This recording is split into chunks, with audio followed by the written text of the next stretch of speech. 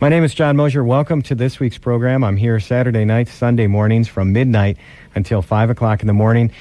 And a special treat at 1 a.m., starting at exactly 4 minutes after 1 a.m., a live interview. Actually, it was taped on Tuesday morning, but an in-studio interview, an exclusive performance on this program with the Flaming Lips. That's coming up at 4 minutes after 1 a.m., so stay tuned for that.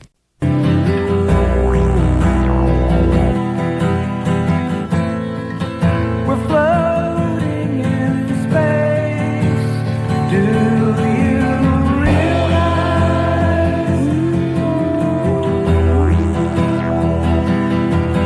that happiness makes you cry? Do you realize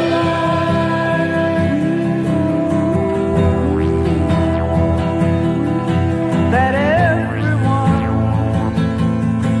you know someday will die?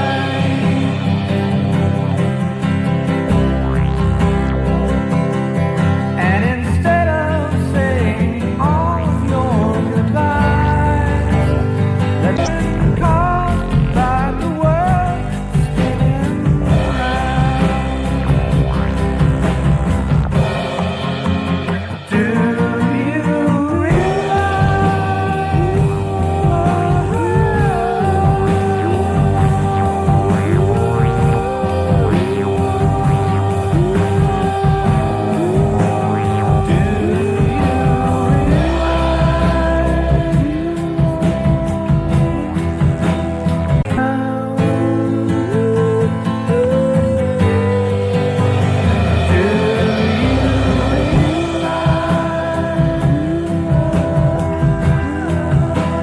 that you have the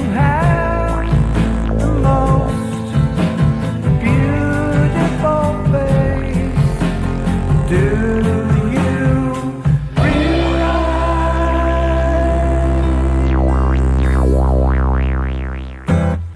Hey, that was fun. Yeah. That's music from the Flaming Lips live in the studio. That's Do You Realize from the new record, Yoshimi Battles the Pink Robots. Wayne, you said something about people thinking this album was some strange death march. Tell me about the meaning behind that song in particular, Do You Realize? Well, you know, when we, like most of our songs, when you come up with them, they don't have really any grand meaning. You know, it's basically me in a perpetual panic in front of the 4-track, thinking, you know, I'm a songwriter. I should come up with songs, and I've done it plenty of times, but it never feels as though you know what you're doing. I mean, it's not like a skill where you do it 1,000 times, and then after a while you just do it, and you know what you're doing. To me, it's sort of I sit there, hope something happens, and can record it while the good thing, whatever it is happening. Mm-hmm. And then, you know, usually I'll play it for Stephen or Michael or something, and then I'll see if there's a reaction, if what I've come up with it seems like a song or seems to have some meaning or something.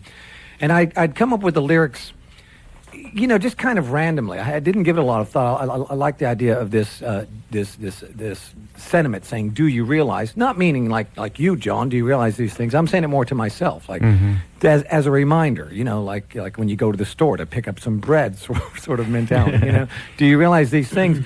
And some of the lines just really came out the very first time I sang them into the 4-track. Do you realize you have the most beautiful face? Do you realize we're floating in space? And then the line, do you realize that everyone you know someday will die? You know, that's a pretty brutal, blunt, unpoetic way of sort of analyzing that situation. But I didn't think that much of it, and I played it for Stephen, and he thought, well, that kind of works there. And that was really the extent of it. And then we went to record this with Dave Fridman at his studio, and we were at the end of a session which lasted probably about 10 days or so. And we usually have an agenda of we want to record, you know, whatever, 2 or 3 songs or whatever. And we had taken too long on one of them, and we were at the very end of the session. We recorded the beginning of this song really quickly, and just thought, well, we'll get started on it and see where it goes when we come back next time. Well, this quick thing that we threw together at the end of an afternoon, everybody heard it and thought, oh, what a wonderful, sad but but optimistic ballad you guys have come up with. And it really was just the beginnings of us trying to do a song. And I don't know if people are that familiar with the way that we record, but a lot of times it's just a random, bombastic building up of sometimes 200 to 250 tracks of stuff. Right, so a song might have an initial sort of skeleton and then turn into something even more in the studio. Is that what you're... Well, we're hoping that some magic thing happens while we're, searching for what will be the sound, or we're searching for ideas of what it could be. Something magical happens, and we're all standing there saying, wow, that's marvelous. We could have never thought of that. And with this track, we're just thinking we'd begin to do that, and everybody heard it and thought, oh, I like how it's so simple and so direct. And in a way, that's the accident, I think, that happened the best, especially on this song, is that people heard it and thought that we were giving it some special meaning because of the way that the song was so stripped down. And there you go. I mean, that's really the magic of sometimes other people hearing what you do and saying, that's working, and us being in the studio having no idea. It's like, well, I don't know, is any of this working? Or right. not? Well, Yeah. I'll tell you what did work that I think is really nice is in the song. You talk about people dying. Yeah, we're all going to die. But then you also have a very powerful message in there too about, we could walk around realizing that we're all going to die, or we could be aware of that and enjoy the time that we have with people, which I think is great. Well, yeah, I mean, and I think that the trouble is that's easy to say and it's hard to do, because Absolutely, then yeah. you get up and you go to work and all that becomes important to you again, and it is something that it's almost like a daily reminder that these people that are around you, they're not going to be here forever. All this is temporary. Even yourself is temporary, and just to remember, hey, these are the days. So many times people are living and the days are ahead. They look like, oh, someday we're going to be living.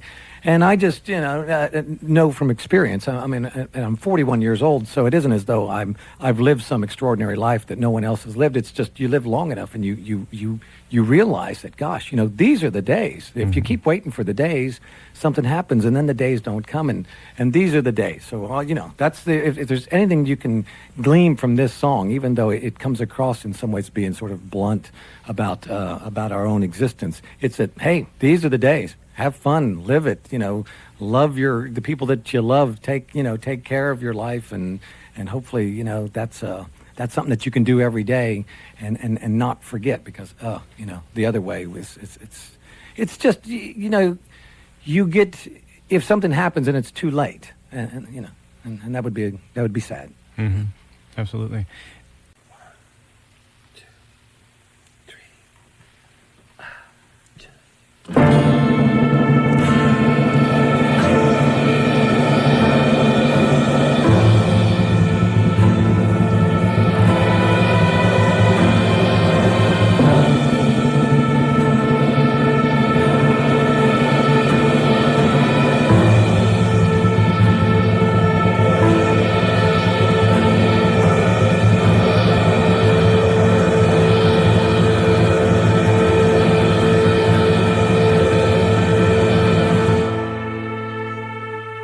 I just can't get you out of my head. Boy, your love is all I think about. I just can't get you out of my head. Boy, your love is all I think about.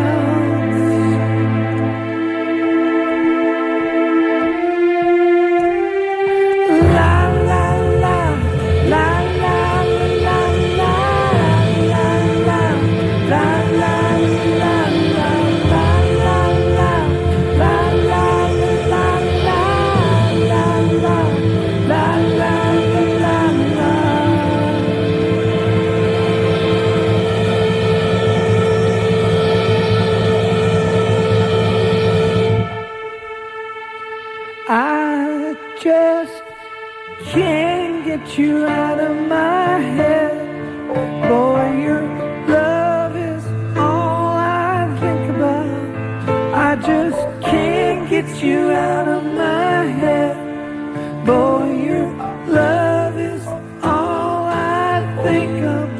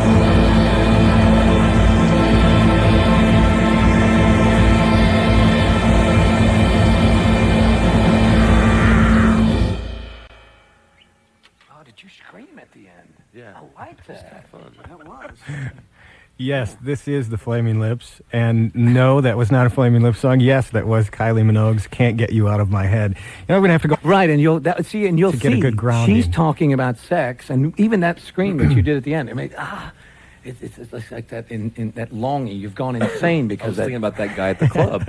I see. Yeah. right. Okay, my next question. Anyway, sorry. No, it's a cool song. It's got, the zippy beat and stuff. Right, I'll have to listen to the original seriously because I can't think of it in my head. I can't hear it. So Well, we had been in England quite a bit as the summer, beginning of summer and all that, and over there, that's the song of big the century. hit. Yeah, yeah, right. yeah. And so, and even as we played it in America, we didn't know at first would people respond to that or not. And at first, there's a little bit of like, oh, I think I know that song, but I don't think. I think they're making fun of the song, so maybe I shouldn't say that I like it. But we usually try to relieve people of that, say, well, we think the song is great. Sure. We wouldn't do it if we didn't like Right, it. And sure. to make fun of a song, that's just that's silly. That's not the point, right? Right. Some Yeah. people do that, but we're not doing that at all. Right. You just got back from Japan just recently, right? Were you just 10 days in hours, Japan? just hours ago. We were, I forget even what day we left because it's like the day you leave, you arrive a day later, but the day you come back, you arrive like the same day, like an hour later. Yeah.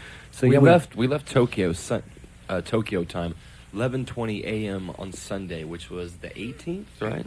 Yeah. Got to Chicago at like an hour later. Yeah. actually by the time we got to Detroit, it was technically just an hour later. That's a little strange. It is, very yeah. strange, Yeah, yeah. so even It's though very confusing. Yeah. Yeah. We seemed like we were gone for just like 3 days. We were in Taiwan, we were in Osaka, Japan, Tokyo, Chicago, and Detroit. And I'm after saying. yeah, well, there was a festival going on there over the weekend. Okay. And so we're on tour with this Unlimited Sunshine thing, playing with Cake and De La Soul and the Hackensaw Boys and all that sort of stuff, Modest Mouse and Kinky. And we just stopped that, went to Japan, came back, and yeah.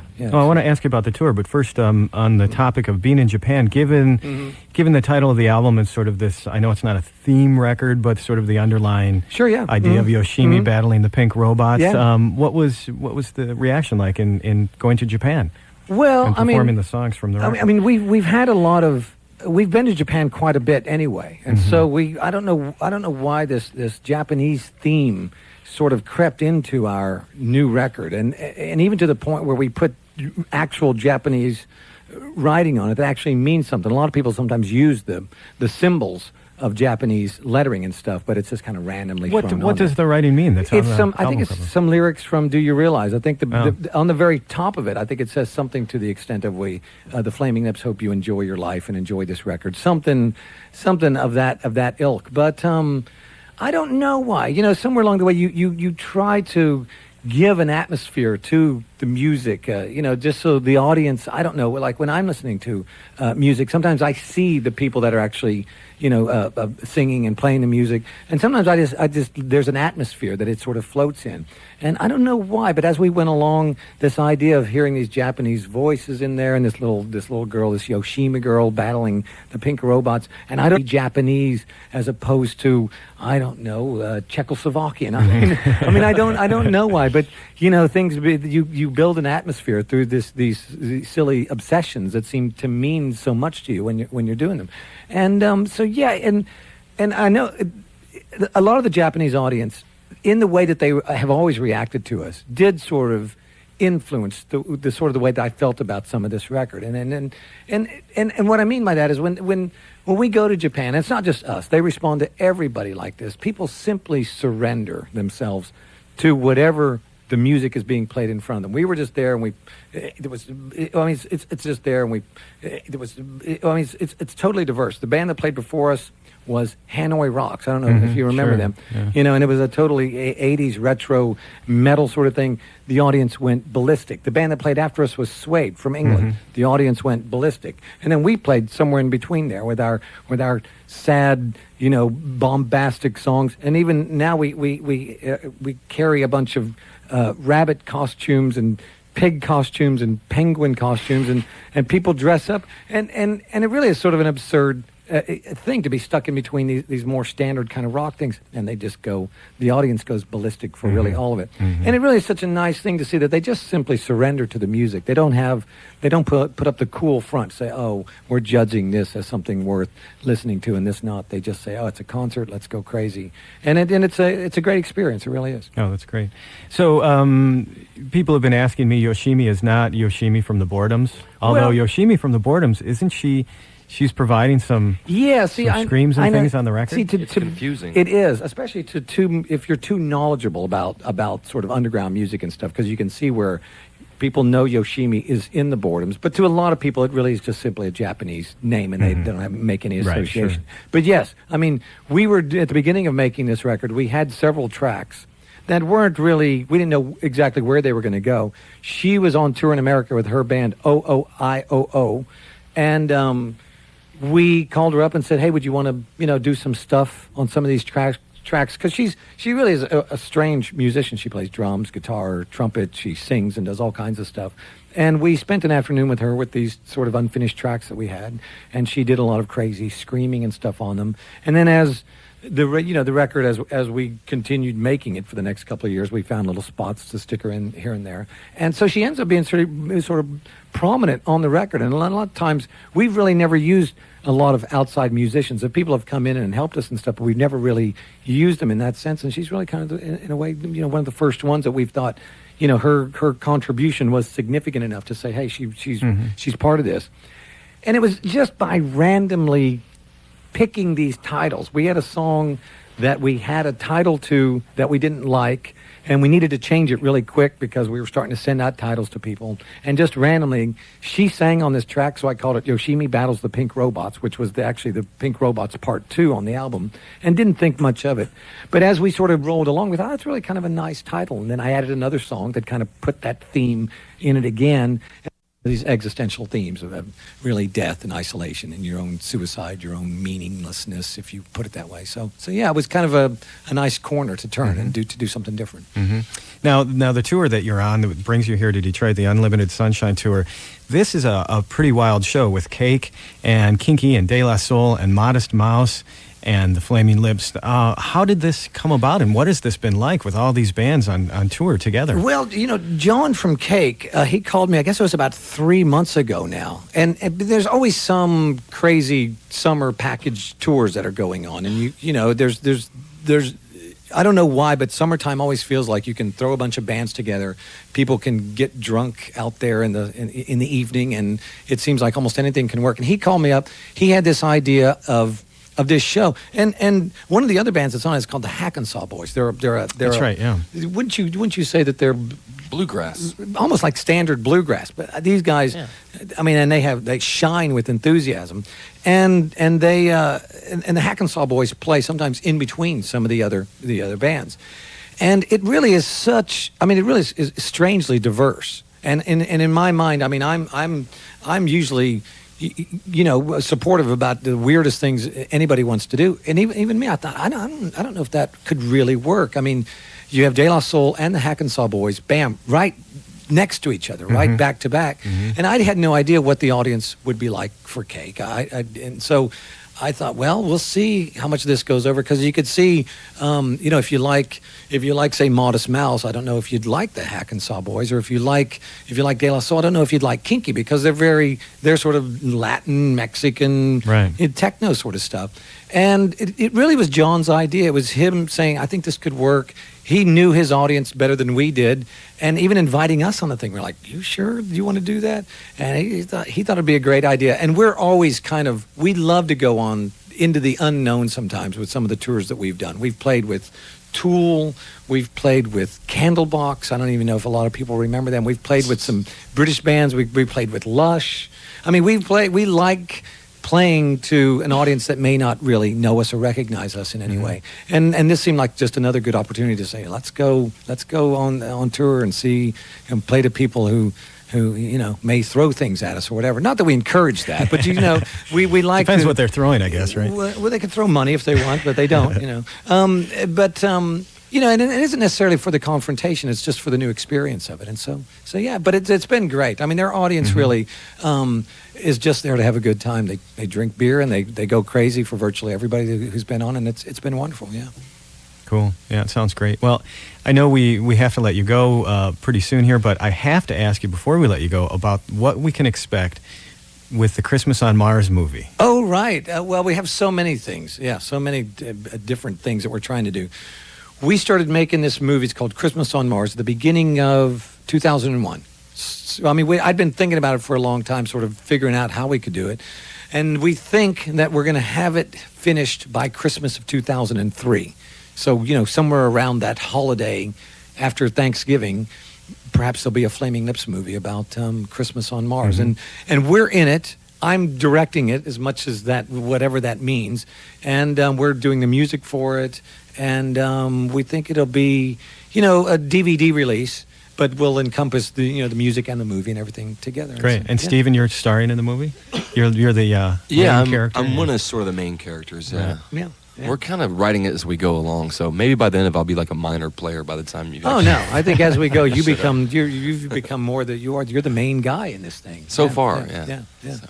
And it's about cool. It's like a colony. You picture the first colony of astronaut scientists living on Mars, and they're confronting this idea of belief. Because they're scientists, they don't believe in God and religion and these things that are typically associated with Christmas. And so they don't know why they should celebrate Christmas. But Stephen's character is kind of obsessed with the idea of just celebrating the loving and caring about each other, even though they're on Mars. And in some ways, it's sort of insignificant, these little things. He thinks without that, there's no reason to be alive. And he's proven right. Because people without this mechanism for something to believe in, according to my movie anyway, they all start to go insane and commit suicide, and the whole space station is on a dark road to a demise, But then my character lands, who's the Martian. And he, for some reason, helps Stephen do his marvelous Christmas thing, and everybody ends up having a good time. Have you ever seen the movie Santa Claus Conquers the Martians? I'd see, since we started this, I've had several people send me stuff. I haven't seen it, but I've seen a lot about it. Right, yeah. I mean, I've heard it's a disaster, but it's great at the same time. It's a complete disaster that's incredibly entertaining. And I'm hoping that mine isn't as much of a disaster as that. But, I mean, in the end, it seems, we really are having a good time doing it, and the whole thing just seems so absurd, especially for a rock band to be making a movie that you can almost not lose. It's sort of like if it's bad, it's ridiculous and it's worth watching, and if it's good, it's... You keep the actual is silent. You don't do that. Right. So it's Rochester. You just knock on the door and come on in. Well, we'll do it. It's a great studio you have in here, for sure. All right, here we go.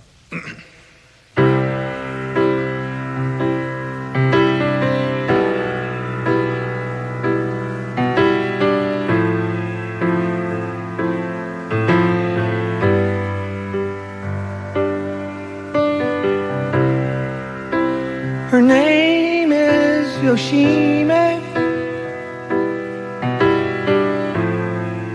She's a black belt in karate.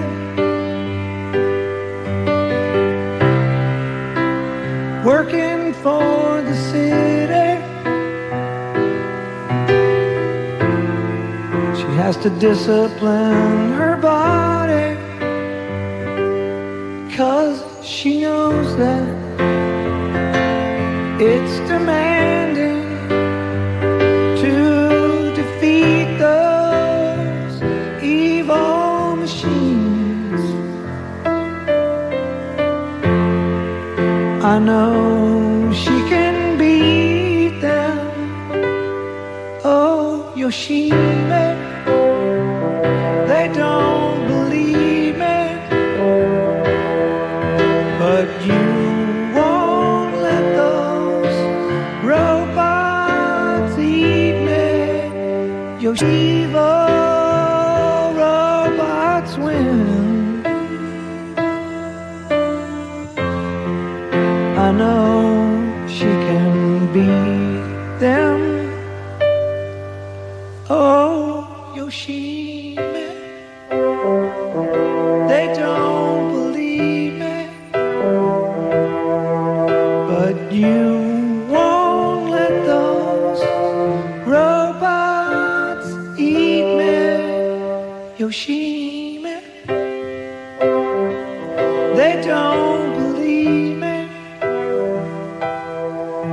but you won't let those robots defeat me, Yoshimi.